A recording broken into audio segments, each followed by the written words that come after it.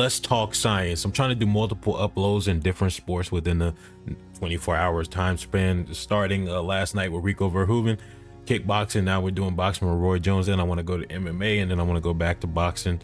But for right now, we're talking science with Roy Jones Jr. Now, with his speed and his footwork, he could literally run circles around just about anybody. But when he's standing in front of someone, it's generally for a reason, and it's generally for the reason of setting traps, waiting for his opponent to open up so he can slip inside, in this particular instance laying the left hook to the body.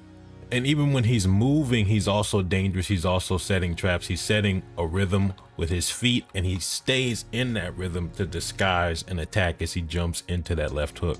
And when he's initiating, there are so many subtle tricks he's doing. This little level change right here is going to drop levels, and you're going to see Kelly's guard drop, boom, and that's how he gets that left hook. But it's a cuffing left hook, doesn't land too clean. So Roy has been consistently jabbing at the guard, not jabbing to land, but jabbing specifically at the guard. And two reactions are generally occurring. Well, not two reactions. One thing is happening which isn't a reaction, and the other is a reaction, and that reaction is generally when he jabs at the guard, Kelly closes his guard and pulls back, and that's what he's going to do right here.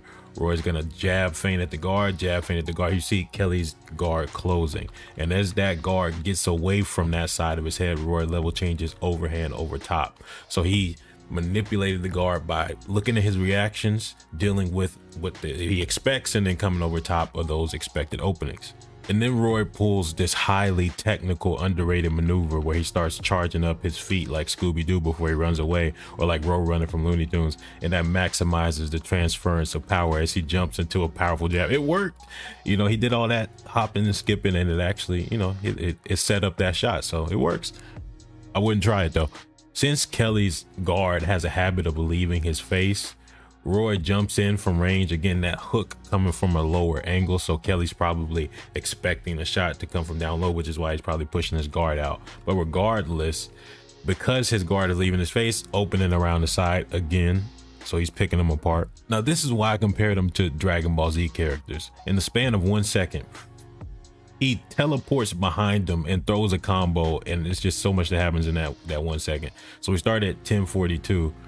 It's about 1.5 seconds. So Kelly does a level change feint. Roy reacts, expecting an entry. He throws an uppercut that looks like it probably misses, maybe partially land.